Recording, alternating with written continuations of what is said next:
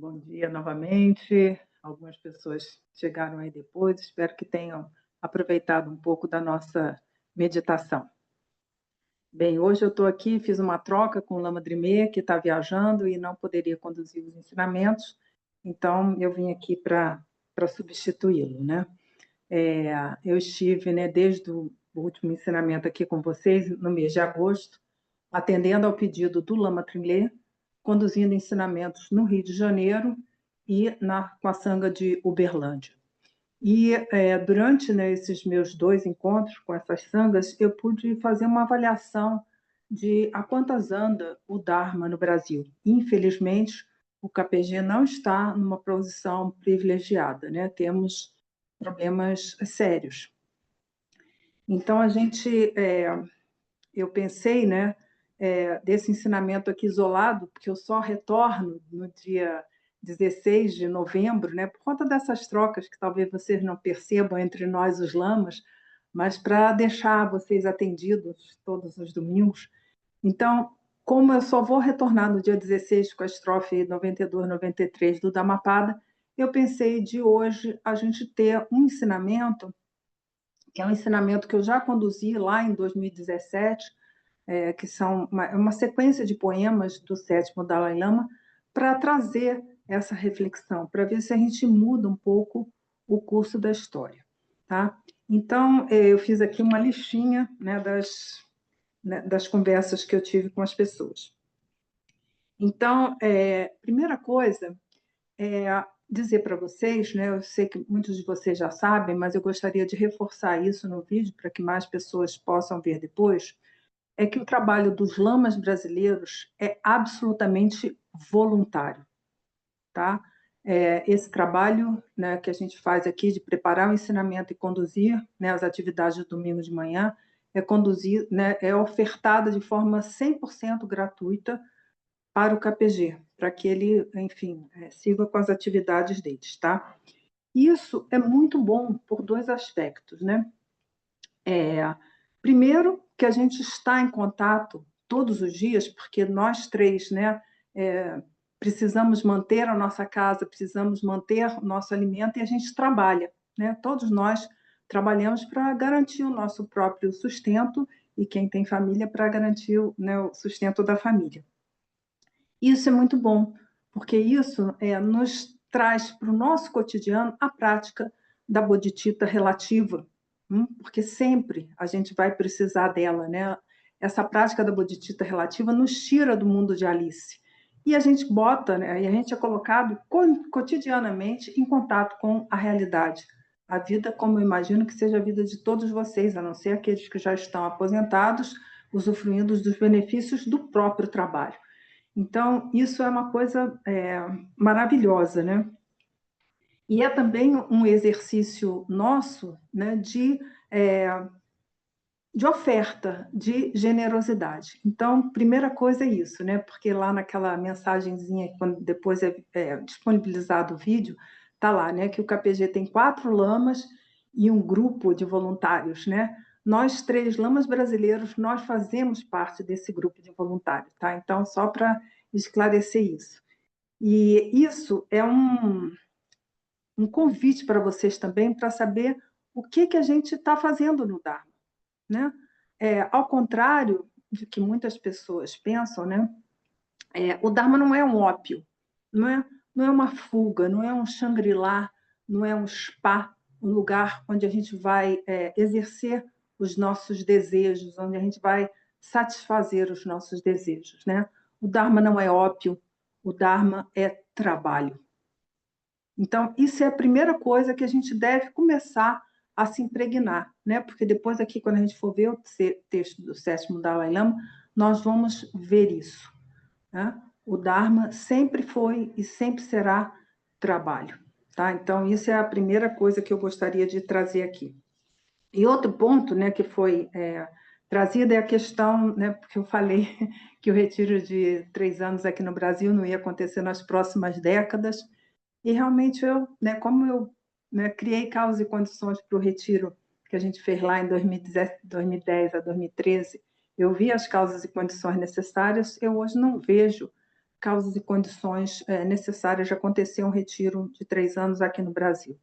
Como eu venho dizendo, né, já há 10 anos, né, tem uma pessoa que está se preparando para isso, a opção que tem quem realmente está interessado é de fazer esse retiro no exterior. Tá? Então, assim, só reafirmando, né, dessas conversas que a gente teve aqui com as sangas.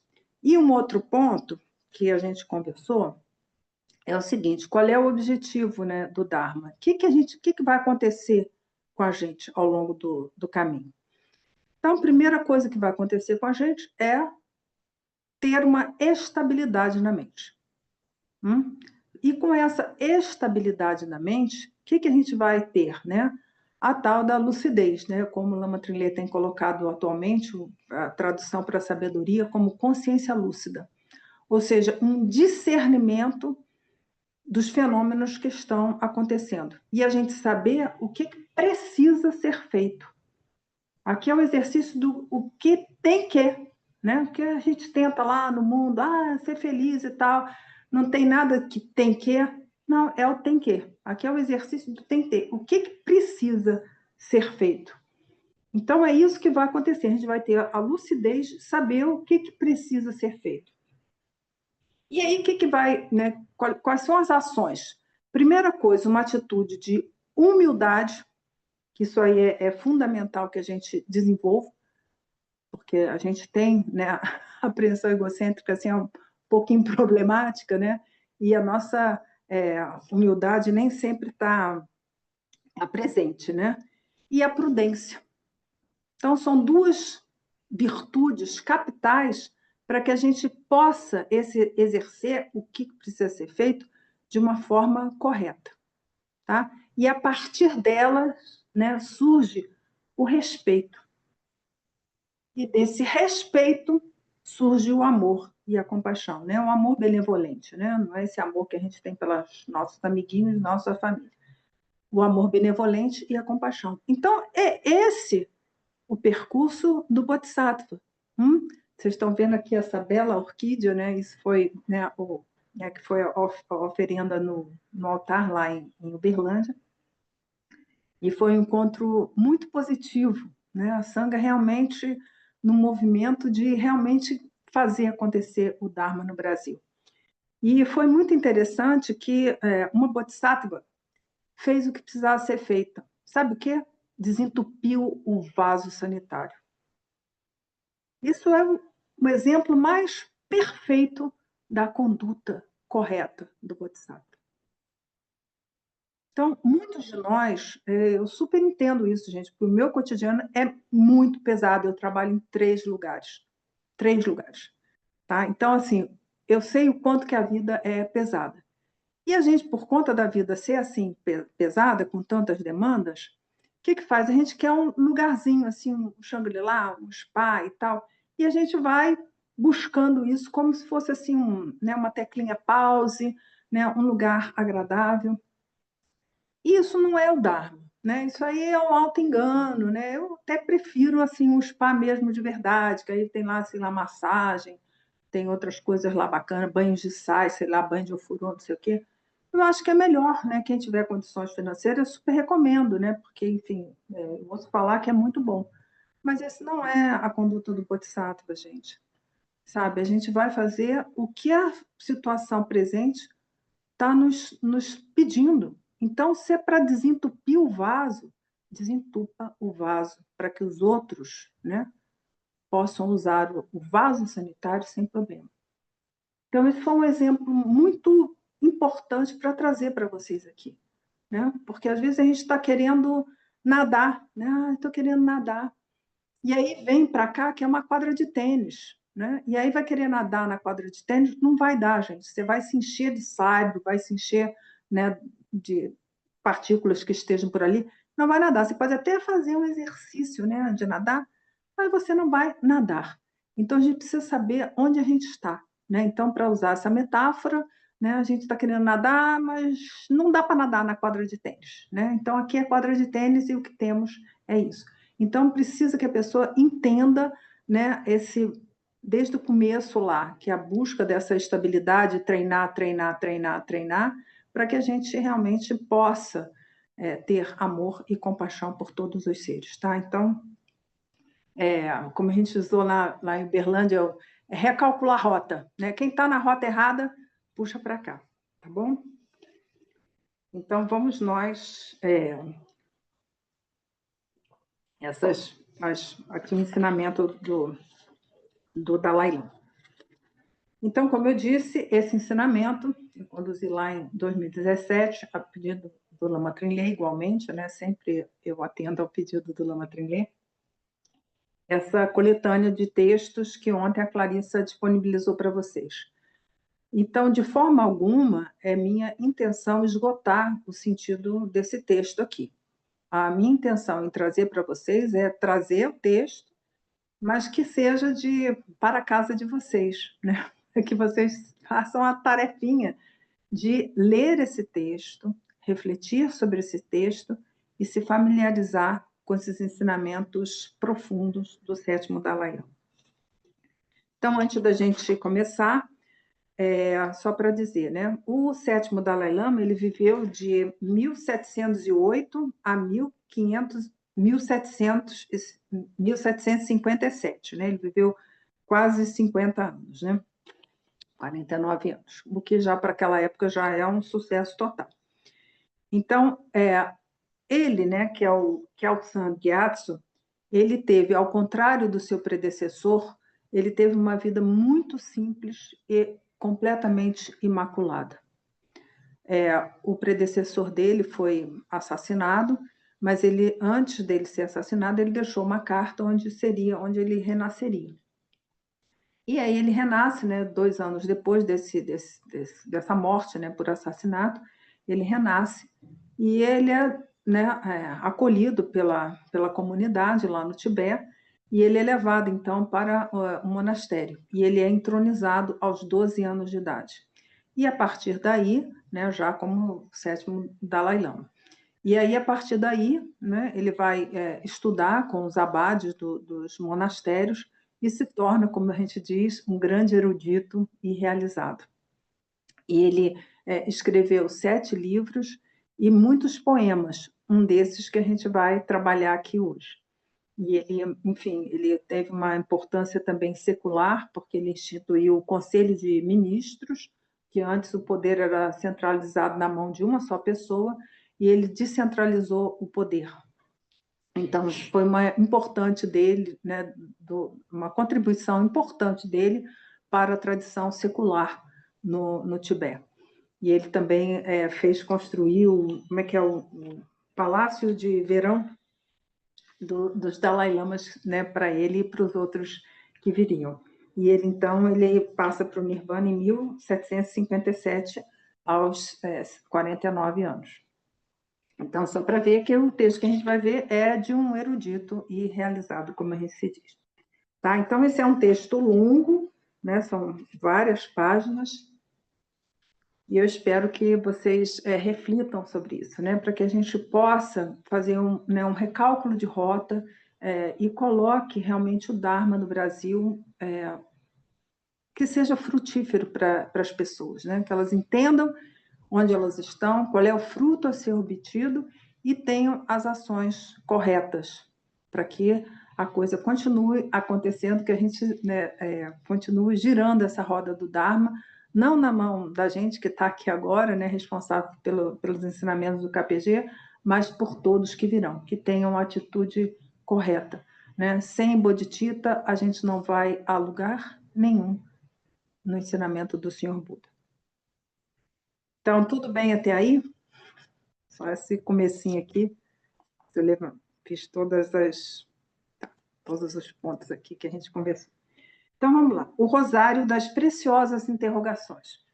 Então, é uma sequência, né, de estrofes, onde ele vai elencando o ensinamento do Senhor Buda, para que a gente reflita sobre isso. Né? Como eu disse aqui, o Dharma não é um ópio, é trabalho. E aí, como é que a gente faz isso? Né? Como é que a gente executa essas ações lúcidas de trabalho? Então, ele começa como? Sempre prestando uma homenagem. Sempre começa assim o texto. Por quê? Esse é o nosso exercício da devoção. Como está lá no Nhadon, tem 3 reflexões, 3 meditações de 3 exercícios que são fundamentais para o praticante, que é a devoção, compaixão e a meditação sobre a impermanência. Então, quando a gente começa lá com um texto, lá com o Namo Guru, com uma louvação, uma homenagem, é um exercício disso. Olha, tem alguém, né, que estudou, que praticou e que sabe mais do que eu. Isso para baixar a nossa bola, que a gente se acha o centrinho do universo e a gente não é. Então, esse é um exercício de realmente de devoção. A gente começa com a devoção, porque sem ela a gente não vai seguir no caminho. E ele começa, né? Uma mente centrada na devoção. Eu não sei se algum de vocês imprimiu o texto, ou está aí no tablet, não sei o quê, ou no celular. Eu vou ler aqui porque deixem-se impregnar por essas palavras, né? Com uma mente centrada na devoção, prosterno-me a Manjushri, o eternamente jovem, a divindade suprema, o médico espiritual, que se transforma em um elixir, trazendo felicidade e virtude para todos os seres vivos. Aquele que é a lua cheia da sabedoria onisciente e que abandonou todas as máculas da contaminação sansárica. Um mágico que se separa, um se torna 2. Uma pergunta, a outra responde, e engrenam as joias deste rosário. Então, olha só, né? Ele se transforma nesse elixir, trazendo felicidade e virtudes para todos os seres. Ou seja, não é ele, não é a pessoa. Nesse momento aqui que ele começa a enunciar esse poema, nesse rosário, ele se transforma no próprio Dharma, né, que vai nos trazer a felicidade. E a felicidade é o quê, gente? É a prática do amor e da compaixão, seguindo aquele caminhozinho que eu falei para vocês. E aí vem, tá? Gente, isso aqui eu vou falar de forma bem rápida, assim, mas é para vocês realmente pegar cada uma dessa estrofe, né? Vocês podem ir, né, digerindo, né, se impregnando com esse texto ao longo, assim, né? Pega uma meia hora para cada uma dessas estrofes para ver o sentido profundo que tem isso daqui. Agora é uma simples apresentação, né? E ele segue. Qual é o imenso oceano que é muito difícil de atravessar? O oceano dos 3 mundos sansáricos, que é sacudido pelas ondas de sofrimento. Olha que bela imagem do sansara.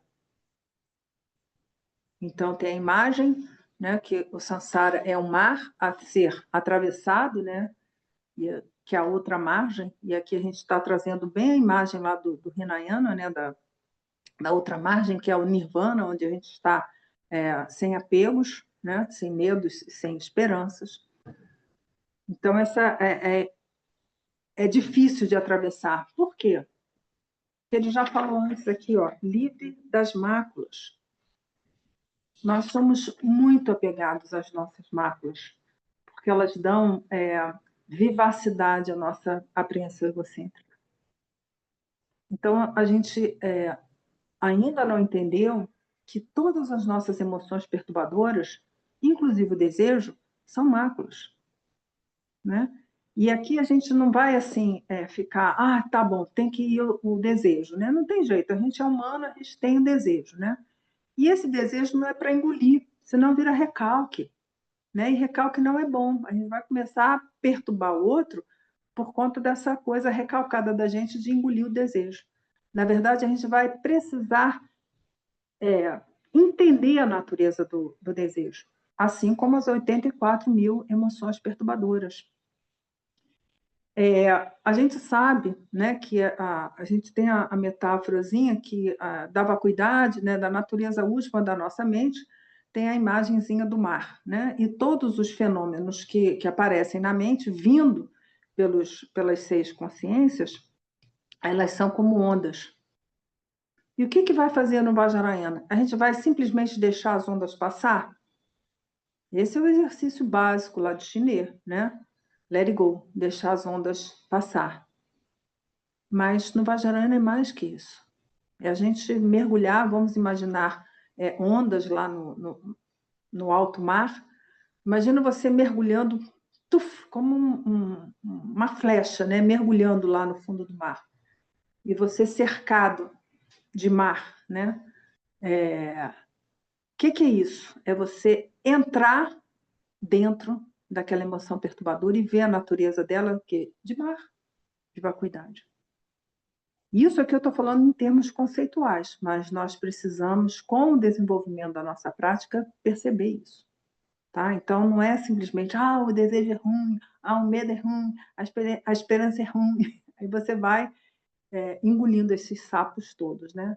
Não se trata disso, senão você vai arrumar mais problemas. A gente precisa entender a natureza última das nossas emoções perturbadoras, porque são elas, como ele diz aqui, que nos fazem ser sacudidos pelas ondas do sofrimento, né? E esses três mundos aqui é o mundo do desejo, o mundo da forma e o mundo sem forma, né? Que são as três esferas do samsara, né? Isso aqui engloba lá os 6 reinos. E aí, qual é o primeiro que ele traz aqui? As 84 mil emoções perturbadoras, elas nascem de 2 principais. Então, a mãezinha delas, que é a ignorância, né? E aqui a ignorância, o quê? Que todos os fenômenos são sofrimentos, são impermanentes e são desprovidos de natureza própria. Por a gente viver, né, nesse contexto da ignorância, nascem 2 principais, que é o apego e a aversão. E aí as outras vêm em decorrência dessa. E o primeiro, né, que o 7º Dalai Lama traz aqui, é o apego. Nosso apego. Apego às coisas, né? A nossa adesão a tudo que nos vem à mente, vindo pelas 6 consciências, os 5 órgãos dos sentidos e a consciência mental. E é muita atenção com a consciência mental, né? Porque às vezes a gente fica assim, tá bom, dos órgãos do sentido, eu não vou ter apego lá para o bolo de chocolate, eu não vou ter apego, né, sei lá, a um incenso maravilhoso que veio não sei o quê. Mas e o nosso apego à nossa consciência mental, aos nossos pensamentos, às nossas ideias, às nossas emoções? Esses são os mais perigosos, porque eles são informes, né? A gente não consegue pegar um bolo de chocolate, você até coloca, não vou comer esse bolo, não vou ficar pegada a ele, né? Mas é o nosso conteúdo mental, né? Hoje em dia, então, principalmente, nós vemos as pessoas ligadas a ideologias, né? Isso é muito triste, né, para a humanidade, né? Porque tem uma música do Cazuza maravilhosa, né? O Tempo Não Para. Suas ideias não correspondem aos fatos. Então, o nosso discernimento em relação à realidade não é, né? Os elementos internos e externos estão em conflito. Não está lá no texto da prática? Então, nós precisamos entender a natureza sansárica de sofrimento dos nossos conteúdos mentais, né? Como diz nessa mesma música, né? Sua piscina está cheia de ratos. E você está ali feliz, né? Porque você leva a sua piscininha de ratos para dentro da sua caixinha, para dentro do seu caixão, para dentro do seu container, né? Que é essa imagem que eu tenho usado recentemente. Então, dentro da sua apreensão egocêntrica, tem uma piscina cheia de ratos. E você é apegado aos ratinhos, você cuida dos ratinhos, né? Que são as ideologias que a gente defende, tá? Porque isso dá uma tônica, assim, para a emoção perturbadora. Lá em Uberlândia, né, a pessoa, inclusive, me autorizou. Ele é um enfermeiro e cuida, né, de feridas, e ele disse que tinha uma paciente, né, que era paciente dele, eu não sei se faleceu, mas enfim, que ela estava apegada às feridas, né, por conta de uma doença que ela tinha feridas, né, pelo corpo, há 51 anos, e que ela não gostou, assim, do prognóstico que as feridas poderiam encerrar. Então, olha só, né? Eu estou contando porque ele autorizou a contar isso, né? Quem estava lá presente lembra desse episódio. Gente, como é que pode uma pessoa ser apegada às feridas dela? E dói, né? Feridas que não é feridinha assim, picado de mosquito, é feridas que precisam de uma intervenção profissional para curar.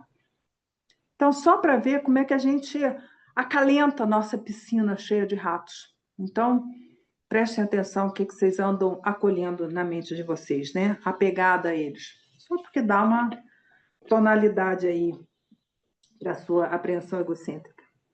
E aí o Dalai Lama vem, né? Qual é a cola poderosa que nos faz aderir ao ambiente desagradável do samsara? A pessoa aqui. O apego que se esgota apaixonadamente em busca dos prazeres desse mundo. Então, primeira reflexão, né, que já vem aqui, depois da descrição do samsara, a natureza dos nossos apegos, gente. Tanto de coisa que a gente é apegada. A gente é apegada a essa vida, né? Não é para todo mundo dar fim da vida, não. Mas é para tornar esta vida biológica que a gente tem numa preciosa existência humana. Tá aí a história, né? Então fica aí a perguntinha, outra perguntinha, né? O quanto que a gente está tornando essa vida humana aqui, que a gente, né, conquistou, segundo, né, a nossa tradição, isso aqui não nos foi dado, a gente conquistou essa existência humana, numa preciosa existência humana. O que que a gente anda fazendo com o nosso cotidiano? Como é que a gente está se exercitando no mundo? Apegar é mais sofrimento, gente. E tem pessoas que botam o Dharma também como mais um objeto lá dentro do caixão dela. Né? Perdão, eu sei que eu tenho uma pessoa que não gosta que fale caixão, mas a pessoa está morta. Eu acho que a imagem do caixão é muito perfeita, sabe? A pessoa está morta. E morta. Né? Mas tá bom, a pessoa pediu caixinho, tudo bem. Então é isso, né? Que busca os prazeres desse mundo. E aqui nos prazeres desse mundo, não são só as coisas bonitinhas, assim, umas férias, sei lá onde, num resort, all inclusive, sei lá, mais não sei o quê, uma viagem internacional lá para a Costa Amalfitana. Não, as 50 anos de ferida da pessoa também. Isso é prazer, porque dá o quê? Uma tonalidade lá para a apreensão egocêntrica. Então, a reflexão é: a quantas anda o seu apego? Se você quer chegar lá na outra margem, o negócio é não apego. Então, começa a olhar para os seus apegos, porque se a gente não olhar para a nossa natureza sansárica, cheia de emoções, cheia de apego, cheia de agressão, a gente não vai caminhar. E o Dharma vai entrar só como uma coisa assim bacaninha, sabe? O ópio. E não é, coitadinha. Aí depois vai parar no inferno, de quem é a responsabilidade? A pessoa mesmo se colocou lá no inferno ruim, né? O inferno que a gente vai como bodhisattva, não. Tá? Que isso fique bem claro, né? Porque em cada um dos 6 reinos tem um Buda lá, tem um bodhisattva lá cuidando dos seres. Tá? Então a gente tem que se preparar para isso, porque é sem aversão também pelo inferno, porque não é assim. Então treine desentupindo o vaso sanitário. E aí depois o Dalai Lama vem, né? Quem está seguindo aí a leitura. Ele vai falar da aversão. Aversão. Qual é o grande fogo furioso? Olha que sucesso de imagem. Qual é o grande fogo furioso? Quando nos aproximamos dos outros perto demais. A ira terrível que não suporta a menor das contrariedades. Tá? Pessoa contraria. Vem falar da escola de samba, outra, entendeu? Vem falar do partido político. Vem falar do time de futebol. Vem falar de qualquer coisa, pessoa contrariada. Que vem a ira, a raiva, a aversão. Deixa para lá, acho que é um ignorante. O outro que não concorda com essas ideias. Porque isso aí é joguinho da apreensão egocêntrica. Os que concordam comigo, tá tudo bem. Os que não concordam, isso aí é um bando de ignorante. Gente, você está falando isso de um Buda? Peraí, deixa eu ver se eu entendi isso. Ele é um Buda, ele tem a natureza de Buda. E ele está tão confuso quanto você. As pessoas acham que não são manipuladas. Lamento informar, tá? É só estar distraído para você ser manipulado. Né? E as manipulações vêm pela imposição de uma cultura, vêm pela imposição da linguagem, vêm pela onda de emoção. Então, se você está desatento, distraído, já te pegaram. você já está fantochezinho ideológico. Então, muito cuidado com isso. Então, ele coloca aqui essa versão, né, como uma ira terrível. Olha que imagem forte, gente. Por isso que eu falei, é para mergulhar em cada uma dessas palavras e perceber que a aversão que a gente tem, né, e todo mundo tem, ainda mais num país polarizado como a gente vive hoje, né, que ainda joga um contra os outros, terrível, mas é o jogo da manipulação, né? Tudo bem para arrumar mais fantochezinho. Então, da gente ver o quanto que essa ira, a gente não está acalentando isso, se deixando levar por manipulações ideológicas. E aí trazendo sofrimento para todo mundo, né? Porque em vez de chegar num consenso para que a gente possa encontrar uma solução para a nossa espécie humana, né? Que está cada dia pior, né? Hoje tem pessoas crianças, jovens na Europa que precisam sair da escola com escolta armada, né? Porque estão correndo risco de vida. Você vê, é a vida que temos hoje no planeta, tudo bem. Seres humaninhos, né? E aí vem a outra estrofe que o Dalai Lama nos traz aqui. Qual é a escuridão que obscurece a verdade a reconhecer? A ignorante confusão que existe desde os tempos sem começo. A ignorância. Está lá, gente. Então, por a gente não reconhecer a natureza de todos os fenômenos, sejam eles internos ou externos, o caminho disso é o sofrimento. Então, nós precisamos reconhecer a natureza dolorosa do samsara, e não é só o doloroso do samsara das nossas experiências, porque, enfim, o bolo de chocolate vai acabar e a gente vai ficar triste, porque o encontro agradável com uma pessoa vai terminar, a gente vai se separar e a gente vai ficar triste. Não, os nossos objetos internos, né? Os nossos pensamentos, ideias, emoções, sentimentos. A gente precisa começar a dar mais atenção para essa turma aí, porque eles causam um sofrimento imenso, né? Então, é sofrimento, é impermanente e é desprovido de natureza própria. Então, os fenômenos são desprovidos de natureza própria. Então, externamente, porque todos os fenômenos, né, sejam eles internos ou externos, eles são produzidos por causas e condições. Ninguém vai ter uma ideia do nada, né? Essa ideia vai vinda lá das nossas memórias, né? As coisas não surgem do nada. Todas as causas têm condições, né? Todos os elementos são compostos. Então, a gente vai precisar ver essa natureza composta, né? E interdependente de todos os elementos que constituem um determinado fenômeno.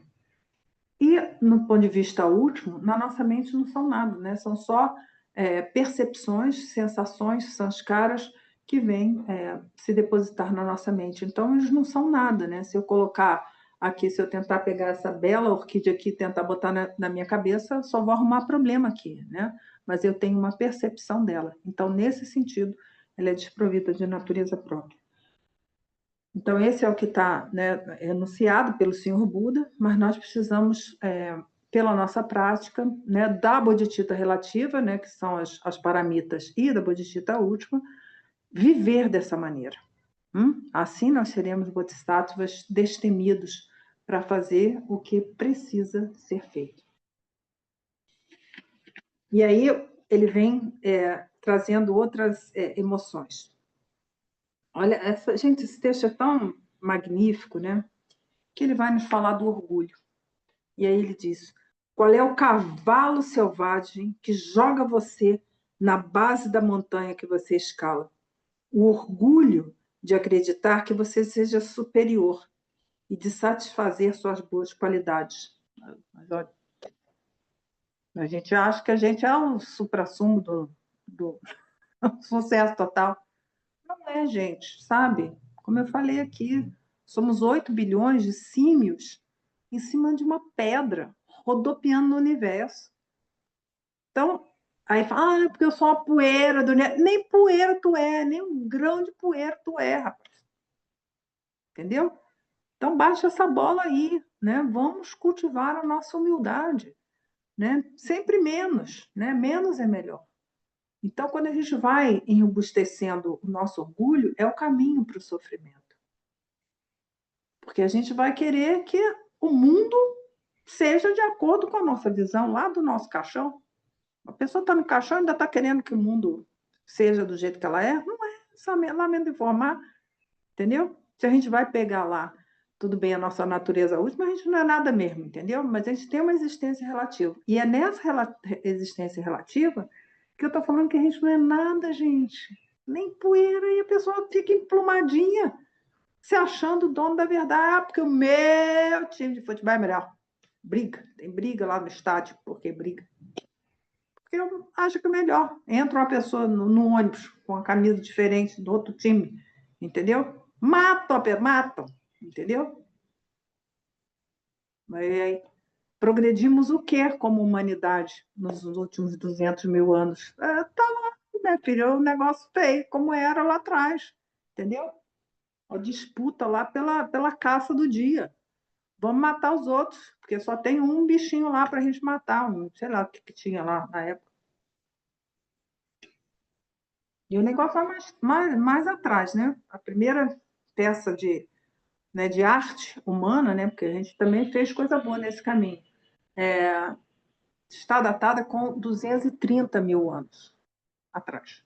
Quer dizer, há 230 mil anos a gente já está caçando confusão nesse mundo aqui. E não evoluímos muito. No partir do momento que a gente mata o outro, ou xinga o outro que tem um outro partido político, deixa o outro com a crença dele. Você também está no seu caixão, o outro está lá no caixão dele, você está aqui no caixão, mas vamos querer sair, porque esse caixão, infelizmente, só abre de dentro para fora. Tá? Não adianta você bater lá.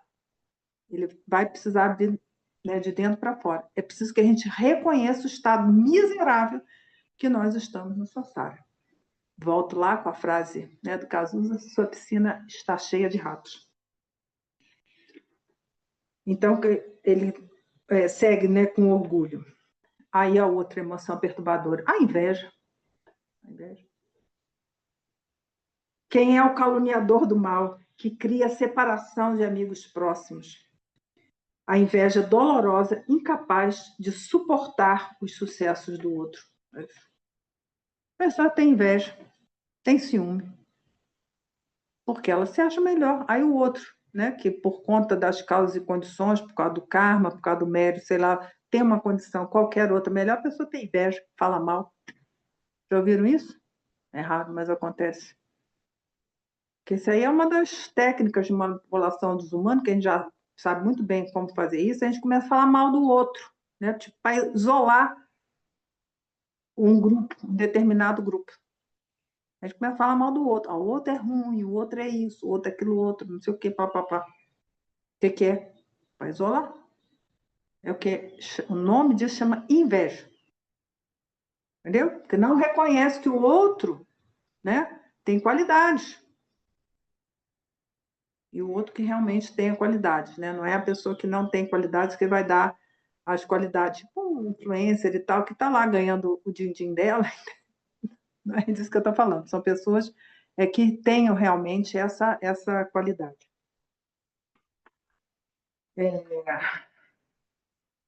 Essa inveja dolorosa incapaz de suportar o sucesso dos outros.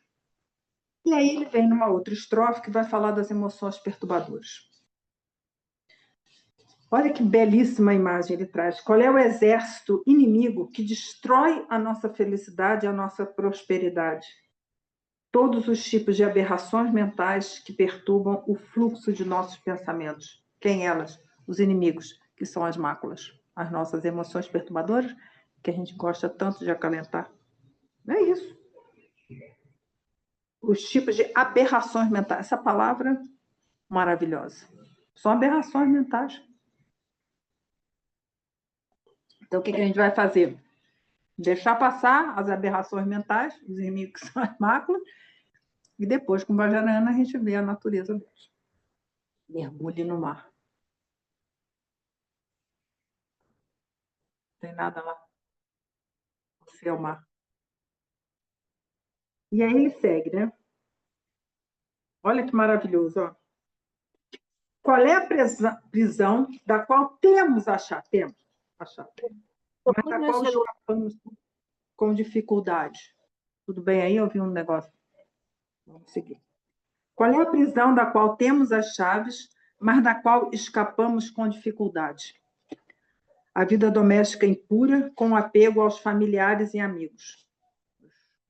Aqui ele está falando, né, num contexto monástico aqui, né, que a gente já levantou isso aqui, né, de deixar, né, os familiares e amigos para ir para o eremitério. Mas não precisa isso, a gente está no mundo aqui, não tem que comprar o feijão de cada dia, não dá, né? Todo mundo gostaria de ir lá para um retiro, ficar de boas lá, tranquilos, né, com mente, corpo e palavra pacificados, e a gente viver lá no eremitério. Não que a vida no eremitério seja fácil, né? Mas, enfim, a gente está lá com o pior inimigo, que nós somos nós mesmos. Mas ele coloca aqui, né, essa imagem, qual é a prisão da qual temos as chaves? A gente tem a chave, mas da qual escapamos com a felicidade. São os nossos apegos. Entendeu? Como eu falei, o caixão abre por dentro, gente. E quem já teve acesso ao Dharma, né, já sabe quais são as chaves. E as chaves, o que é? Primeira coisa, pacificar a nossa mente. Com a mente pacificada, né, a gente vai conseguir fazer Latom. E aí a gente vai fazer Chinê e Latom junto. Como eu já falei aqui, que são todas as práticas do Vajrayana, quaisquer que sejam as mais evoluídas, mais assim, fim de caminho mesmo. Chinê e Latom. Shamatha ou Vipassana. Não tem outra coisa, gente. O que a gente precisa é disciplinar a nossa mente, pacificar as nossas emoções perturbadoras. Aí sim a gente vai conseguir perceber a natureza última, nossa, né? E de todos os fenômenos. Não tem uma coisa mirabolante, uma coisa, tudo bem, no Tantra vai dizer que é, né, desentortar lá os canais, os nadis, mas isso tudo se faz o quê? Pelo meio de Chinê e Latom, só, não tem outra coisa. Não tem. Qualquer prática que é só isso que tem. Tá bom? Então, assim, ninguém fica esperando uma coisa mirabolante. Não temos para entregar.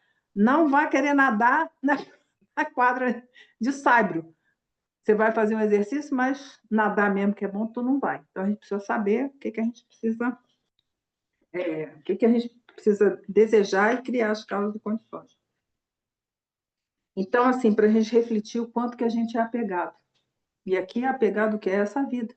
Qual é a meditação? O antídoto para apego a essa vida? Não vou perguntar, não estou vendo aqui a pessoa que sempre responde. Está lá no Gampopa, gente. Alguém lembra? Qual é o antídoto? Nossa, Senhor Jesus. A meditação sobre a impermanência, gente.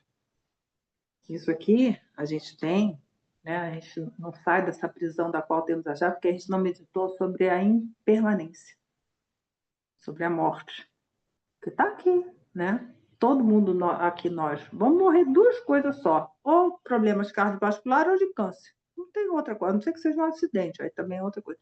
Mas a gente vai morrer, todo mundo.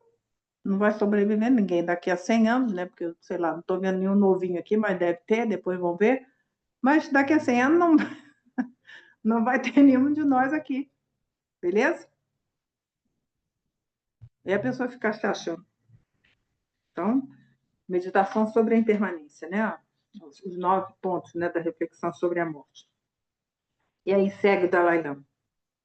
Quais são as cadeias que nos impedem, mesmo quando somos liberados dessa prisão? O apego às atividades mundanas, embora levando uma vida sumária do recluso. Isso aqui é uma coisa muito importante. Então, ele coloca as cadeias que nos impedem, mesmo quando somos liberados dessa prisão, que é a ida, né, para o eremitério, né, para uma vida. E aí não precisa ir lá para o eremitério, né? Quando a gente se isola uns 15 minutos, ou, enfim, uma meia hora, uma hora, sei lá, para fazer a meditação, o que é que a gente leva para a meditação todos os nossos demônios. Aí não adianta a pessoa ir para um retiro de 3 anos com todos os demônios dela. Não adianta nada. Se ela não tratar, vai servir de nada. Entendeu? Passou fome à toa. A gente precisa entender aqui, né? Que a gente precisa, esse amadurecimento que eu falei aqui né, da situação do Dharma no Brasil, né, e o KPG, infelizmente, né, não está melhor que ninguém, tá? Infelizmente, não está. A situação é bem precária mesmo, né? A gente precisa entender isso, né? A gente não precisa tratar das emoções perturbadoras já, entender o que precisa ser feito, cuidar das pessoas já, né? A gente teve uma reunião recentemente com os lamas e colocaram, mas é porque o lama Trinley, né, puxou a sanga e tal para fazer o retiro. Gente, olha, ninguém da sanga atual, tá, do KPG, ia aguentar o ritmo do lama Trinley. Ninguém. Os métodos que ele empregou lá atrás não iam funcionar. Entendeu? A gente comia pão ruim com margarina no café da manhã. Entendeu? E não tinha cama, não tinha colchão. Vejam bem, quem da sanga hoje ia aguentar dormir no chão e comer pão com margarina e uma banana que, coitado do Chiqueu, levava, porque ele tinha uma teoria que a banana tinha que ser bem madura.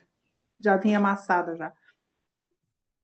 E uma vez a gente comprou um pão, que era o pão mais barato que tinha, né? Com margarina que a gente comia. O pão estava tão com cheiro de química, né? Que não dava para comer. Apesar da fome, a gente não conseguia comer. Então não é o lama. A questão são os praticantes. E a gente vai puxar de acordo com a capacidade das pessoas. Aí o negócio vai, ó, quase parando. Cadê o retiro? Não tem? Cadê o movimento? Não tem? Porque hoje a pegada das pessoas é diferente, né? Mas vamos que vamos. Aí ele segue, né? Qual é o mau gênio que incomoda a te reembolsar sua bondade, prejudicando você? O mau amigo que só aumenta as más ações e as suas distorções mentais. As más companhias. Temos isso na sanga, gente. A pessoa que vai, não, vamos fazer assim, vamos fazer assado. Todo mundo, né? Quer dizer, umas pessoas buscando lá o ópiozinho delas. É bom, gente. Entendeu? Como eu falei, é bom ir para um spa. Aliás, a gente podia fazer um retiro no spa. O que vocês acham? A gente pegar um spa aqui em Brasília, super bacana e tal, e aí um lama do KPG vai lá, né, dar uma meditação matinal. Acho que é fazer um sucesso, não? Eu acho. Então a gente precisa se cercar de bons amigos, de pessoas que te estimulam. E aqui eu gostaria de lembrar que o amigo da virtude que a gente tem é um bom lama. Que eu tive, né, sei lá, alguma coisa de boa devo ter feito no passado, que eu tive, né, a oportunidade de estar em contato, né, com um bom lama. Continue me pedindo coisas para fazer isso, aquilo, outro, né, porque o lama não te abandona, né, você passa sempre a acolher, né, os pedidos dele. Então, esses maus amigos não são só as pessoas da sanga, né, são o teu amigo da virtude. Então, quem é o seu amigo virtuoso? Ele é virtuoso mesmo? E aí o Dalai Lama segue, né? Quais são os monstros pegajosos que oscilam entre o amor e o ódio? Nossos amigos e aqueles que nos rodeiam, que afirmam nos fazer bem. Isso é para a gente olhar para o nosso entorno, né? E ver se a gente não está sendo manipulado pelas situações, né? O amor e o ódio de uns e outros. Se a gente está distraído, a gente está sendo levado, gente, sabe? E aí lembra lá, gente, essa frase do Cazuza é maravilhosa, né? Suas ideias não correspondem aos fatos, né? E o quanto que a gente, no nosso cotidiano, a gente se deixa levar pelas ideias dos outros. É muito triste isso, né? Então, não é que a gente vai se apartar, né, das pessoas, ao contrário, né? Aquele que te ofende é um exercício para a prática nossa da paciência. Aquele, né, que nos desperta a inveja Que bom! Ele é um exercício para a nossa prática do regozijo. Então, é assim que a gente vai, não é rechaçar as pessoas, mas ver nelas um exercício, sem se sentir melhor do que os outros, porque a gente está numa situação muito miserável, muito precária. Mas nós devemos confiar na nossa capacidade de sair desse caixão. A chave está na nossa mão. Então, devemos ter confiança na nossa capacidade. Tá? Não é para... só porque eu sou um ser miserável e tal. Não. Estamos numa situação miserável. Mas nós temos força e condição de sair desse buraco. E aí o Dalai Lama segue, né? Quais são os monstros... desculpe. Qual é o alienado que se prejudica a si mesmo? O neurótico que gasta o tempo preocupado com prazer, riqueza e fama. O alienado. O alienado. O Dharma, né, a prática do Dharma, vai nos tirar da alienação, gente, da distração. E aí a nossa percepção da realidade vai corresponder aos fatos. Então, quem é esse alienado? Somos nós, no contexto da nossa apreensão egocêntrica. É um alienado, gente. Aí fica falando mal dos outros, deixa o outro sossegado para lá com o karma dele. E não é, tá bom, vai para lá com o seu karma, porque eu sou praticando Dharma, eu medito, eu sou isso, aquilo, outro. Não. O outro é um Buda. Respeito. Não falei lá que é o caminho, né? Depois da prudência e da humildade, vem o que é respeito. Sem respeito não tem amor, não tem compaixão. Então, a primeira coisa é respeito o outro. Deixa o outro lá com a ideia dele. Entendeu? Não vá lá brigar, criar conflitos. Aí é voltar lá na idade das trevas humanas. Que não passou muito, mas tudo bem.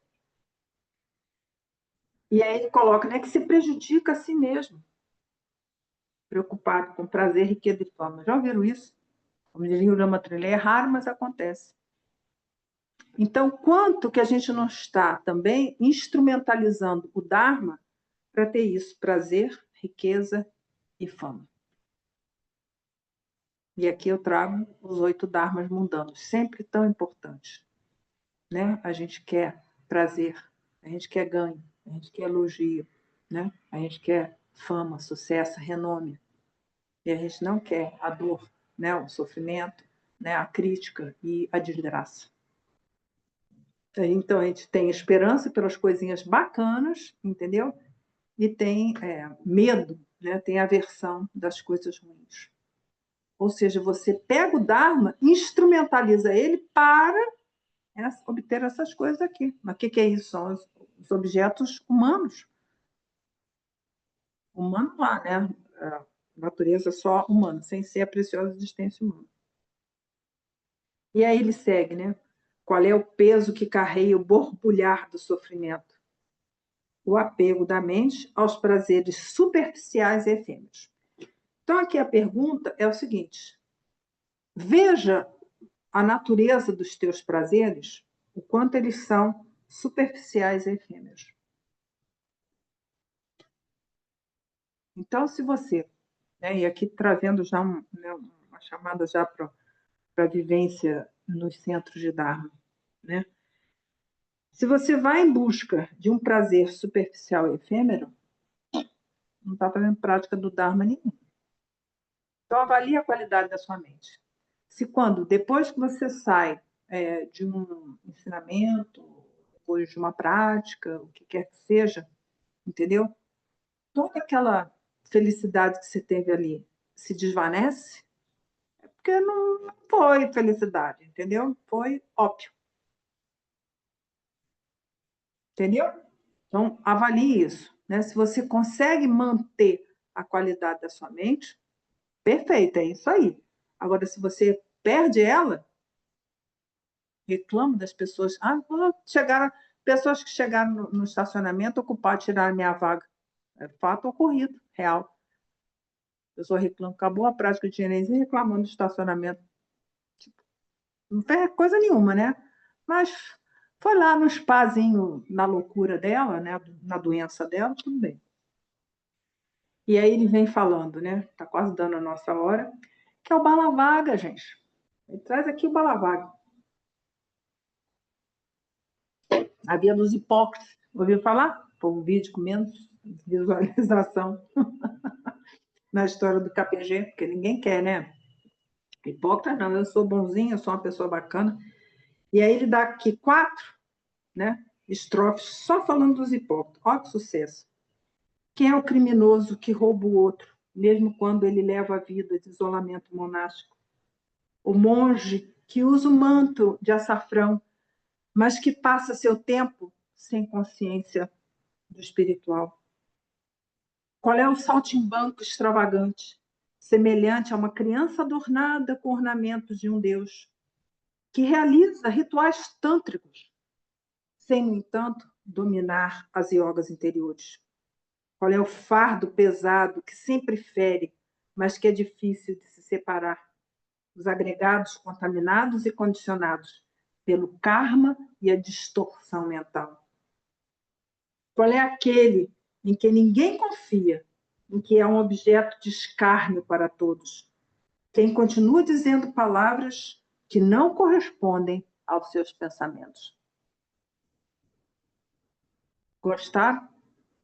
Meio assim difícil, né? Mas a gente precisa ver o quanto que a gente também é hipócrita, o quanto que a gente está lá no caminho dos idiotas, dos palhaços. A pessoa não gosta, porque ela quer ser adornada, liga coisas bonitas, mas não sei o quê. Mas se a gente não olhar para a nossa verdadeira natureza, entendeu? E atenção aqui, a gente pode começar a avaliar, como está lá nas 50 estrofes de Devoção Guru, né, do Ashwagosha, para a gente olhar o mestre que a gente está seguindo. O que ele faz, como é que ele vive a vida dele, entendeu? Se não é esse, como ele fala aqui, cadê? O monge que usa o manto de açafrão, mas que passa seu tempo sem consciência espiritual. Caminho para o sofrimento, né? Se a gente segue esse tipo de gente.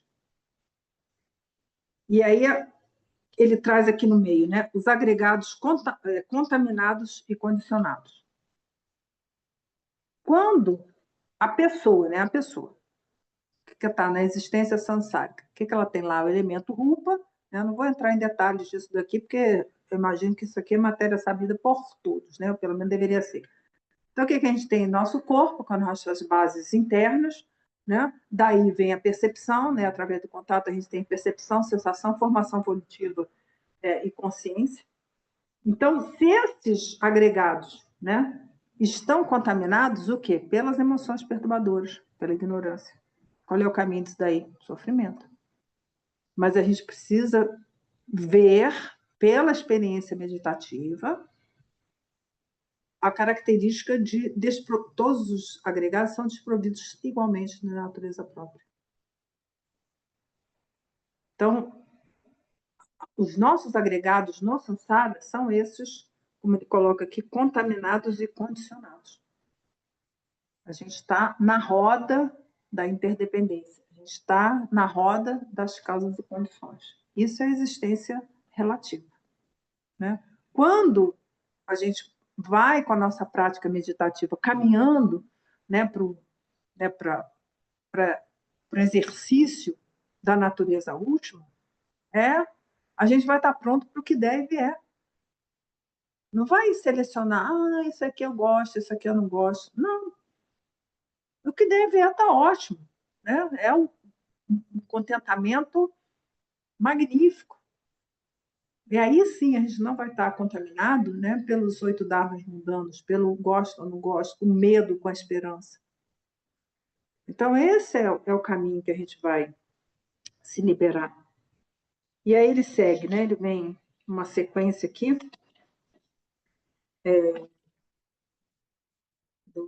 dos atos negativos, que ele começa com os atos negativos da palavra.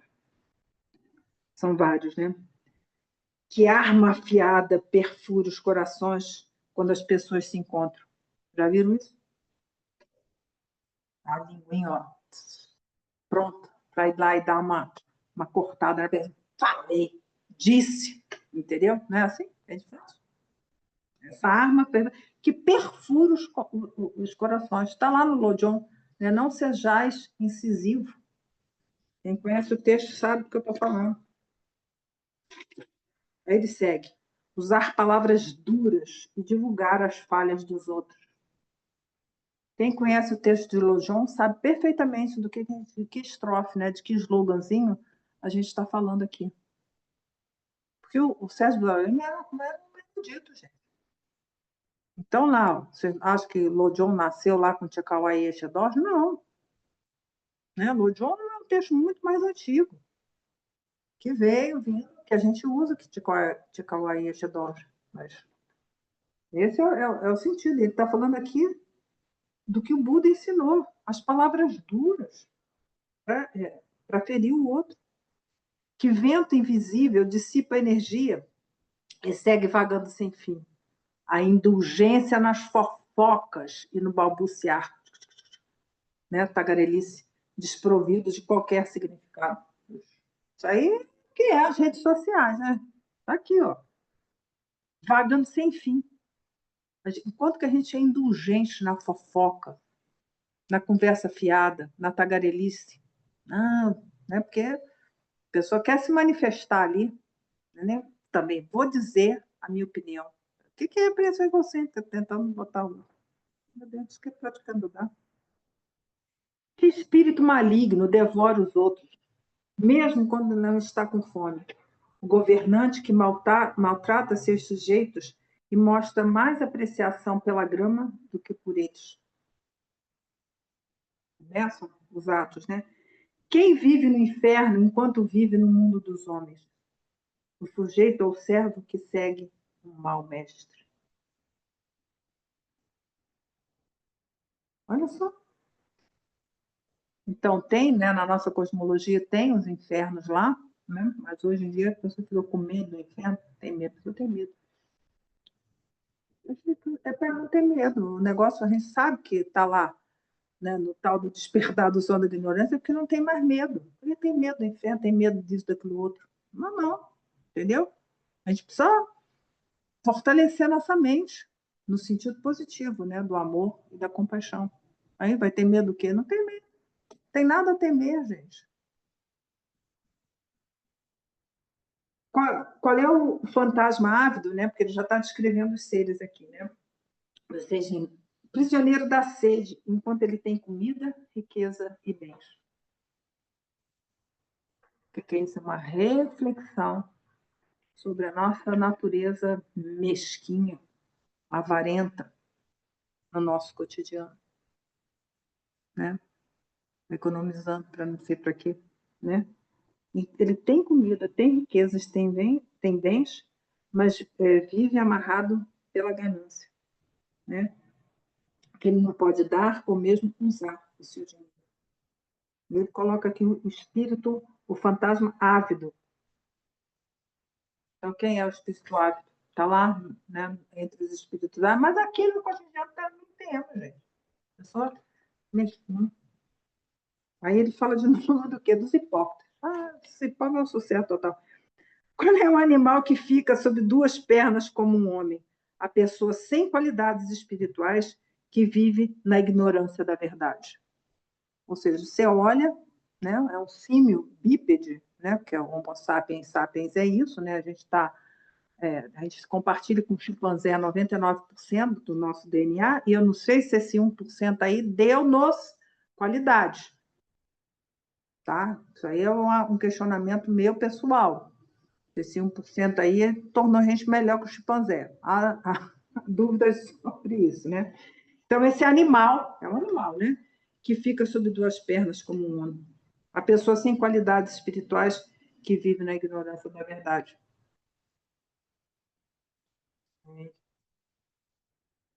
E aí ele diz, né, para a gente concluir aqui, essa estrofezinha assim, para ninguém ficar triste, mas se sentir motivado a realmente praticar, né? O que traz sofrimento para a mente, mesmo quando vivemos em solidão, é o eremitério, né? Não prestar atenção ao conselho dos sábios enquanto vivemos em retiro. Então, como eu falei, né, enfim, isso aqui é dentro de um contexto monástico, mas nós podemos colocar isso na nossa prática cotidiana que a gente faz lá, entendeu?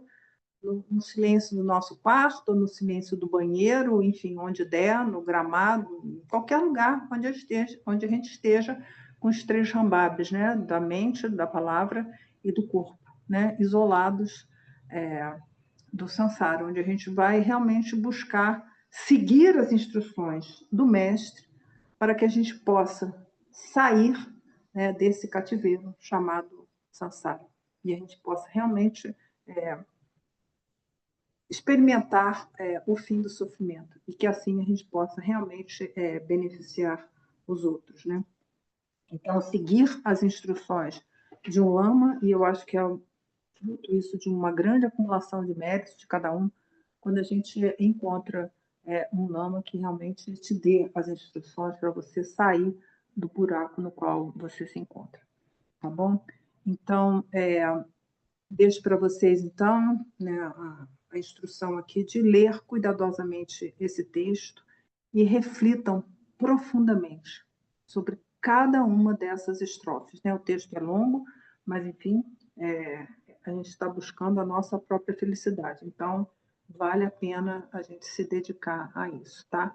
E como nessa coleção tem vários textos, né? Se vocês quiserem ler também e refletir e se familiarizar com eles, isso é muito bom, né? Tem pessoas que chegaram aqui na Sangha depois de 2017, então, para quem não conhece esses textos, é uma boa oportunidade de entrar em contato com eles, né? Disponibilizo ontem para todo mundo. Tá? Esse arquivo, que já é um pouquinho antigo, mas está aí, tá bom? Então, se alguém tiver alguma pergunta, terminou o nosso tempo aqui, nós vamos fazer a nossa dedicatória, tá? Então, estamos por aqui. No próximo domingo eu estarei com a Sangha online, né? De forma online, com a nossa Sangha de Santa Maria. Então, a atividade do Dharma continua, né? E eu estou sempre por aqui, disponível para vocês para responder as perguntas, tá bom? Não deixem perguntas se consolidarem, porque a apreensão egocêntrica vai querer grudar em você igual a moça lá com as feridas dela, tá bom? Então, é bom sempre a gente esclarecer com o Lama as nossas eventuais dúvidas, tá bom? Então, vamos fazer a nossa dedicatória, graças a esse mérito, tendo obtido a onisciência e vencido os inimigos que são as máculas, posso liberar todos os seres do oceano do Sansara, agitado pelas ondas do nascimento, velhice, doença e morte.